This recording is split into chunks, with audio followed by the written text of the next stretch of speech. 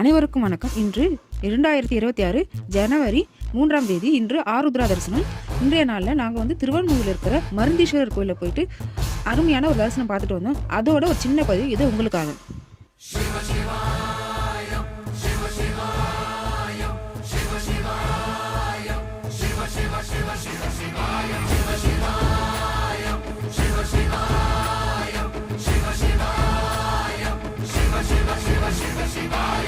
என்னப்பனல்லவா என் தாயும் அல்லவா, என்னப்பனல்லவா என் தாயும் அல்லவா, பொன்னப்பனல்லவா பொன்னம்பலத்தவா, பொன்னப்பனல்லவா பொன்னம்பலத்தவா.